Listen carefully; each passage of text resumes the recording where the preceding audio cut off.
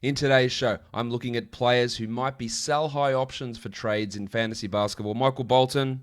Thanks, Josh. It's Michael Bolton here, and it's time for another episode of the Locked On Fantasy Basketball Podcast. Let's get to it. Let's get to it, indeed.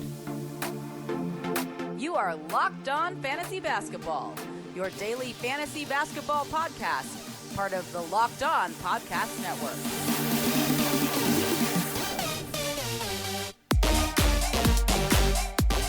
Hello and welcome to the Locked On Fantasy Basketball Podcast, brought to you by Basketball Monster. My name is Josh Lloyd and I am the lead fantasy analyst at basketballmonster.com and at Yahoo Sports Australia. And you can find me on Twitter as always at redrock_bball and on Instagram at Locked On Fantasy Basketball. Today, looking at sell-high trades. Remember, you're not just selling these guys for anything. You're looking to see if you can extract maximal value out of them. If you can't, you ride it out. If you can, congratulations. Simple as that.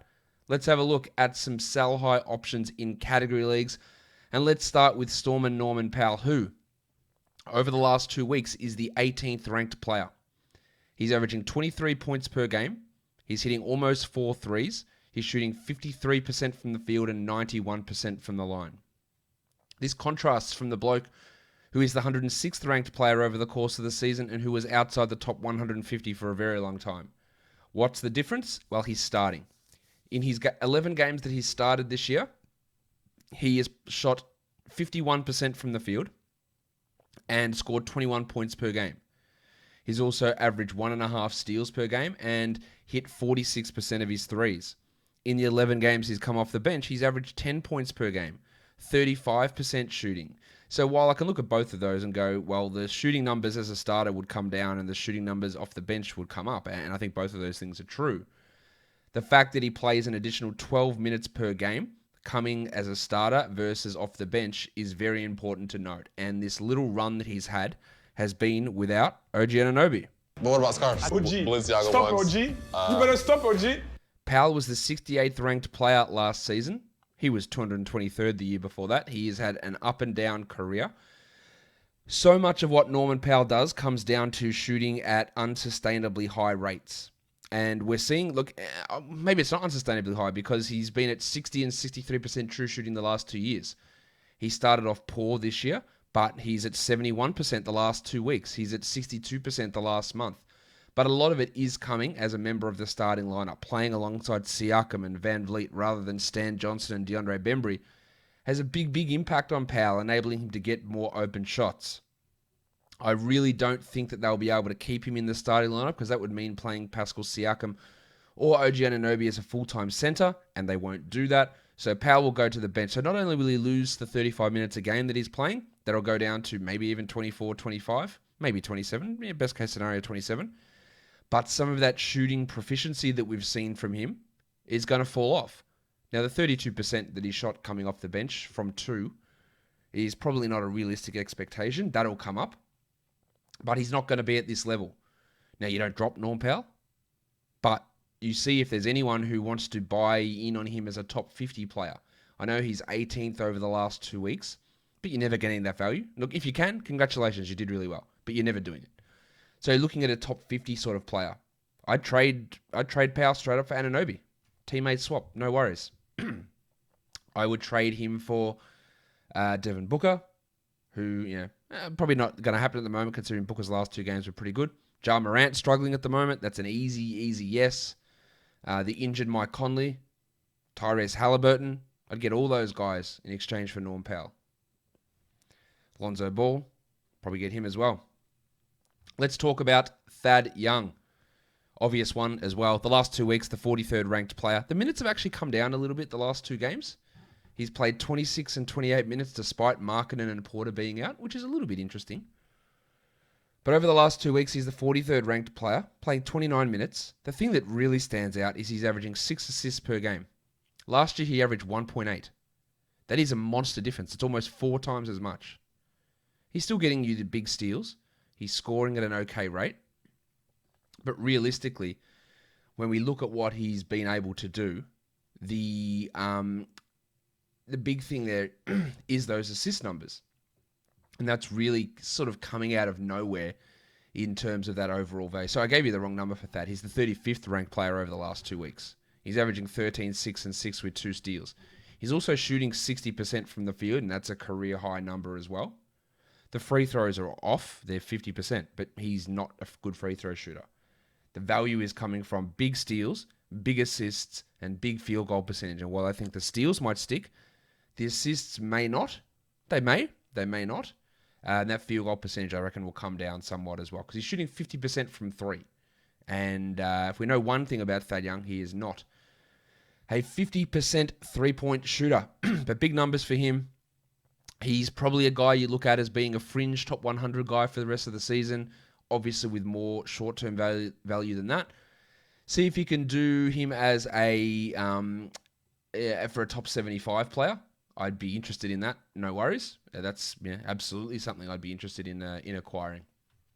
But just see what the other players in your league want to give up. The next guy, the pencil, Harrison Barnes. Barnesy.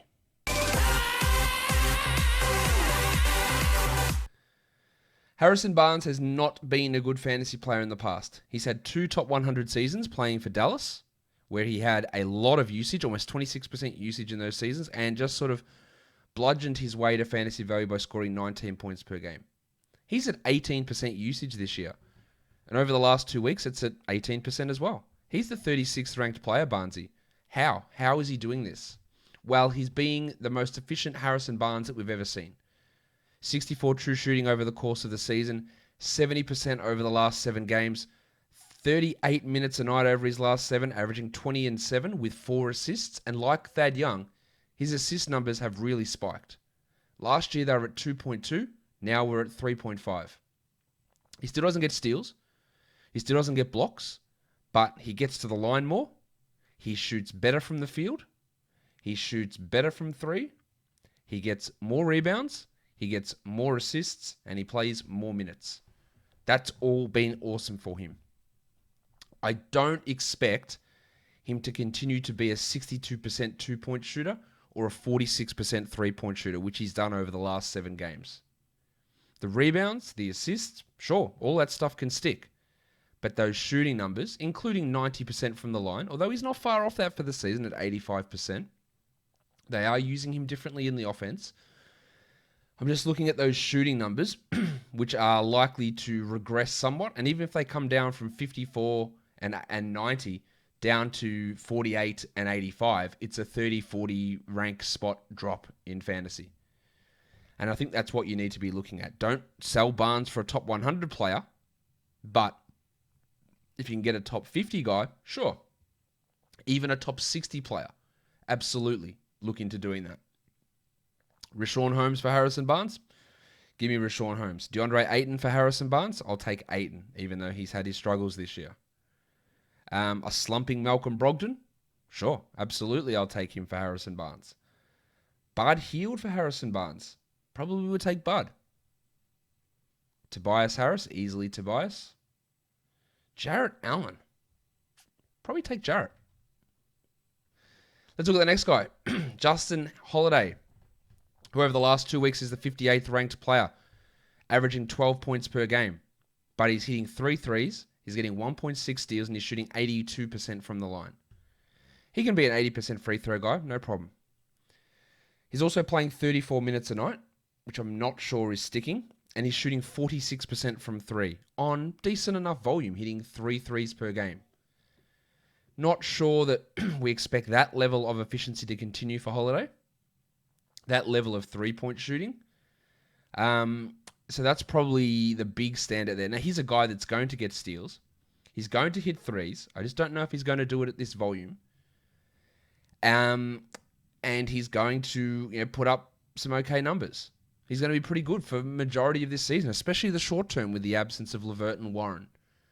But as a top 60 guy, if I could get any top 75 player back, I would do that without really any hesitation. Find the Michael Porter manager in your league. How much are they panicking? PJ Washington, maybe not sure about that. The headmaster Jamal Murray, who is ranked 85th this season. I would take him over Justin Holiday, even though the rankings would tell you that Holiday is performing at a higher level at the moment and an equivalent level over the course of the season, which is pretty wild. I would take those guys there for sure.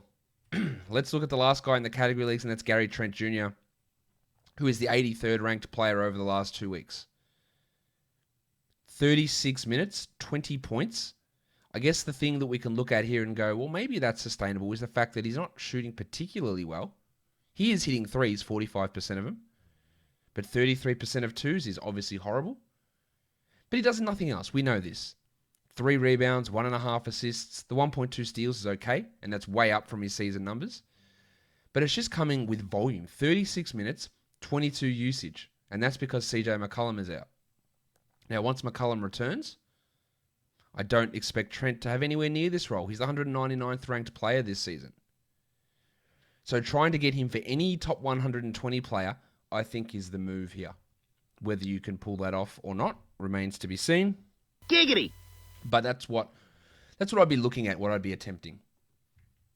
Let's look at some points leagues, sell highs now. Brandon Ingram, over the last 2 weeks, is the 21st ranked player, averaging 43 points per game. 49 if you look at the last week. How's he doing that? Well, the blocks are way up. In his last 3 games, he's had 6 blocks, and that's elevating his numbers. He's averaging 27 points as well. Rebounds are up, and assists are up. He's playing the same minutes, so it's just a spike in those peripheral stats from Ingram.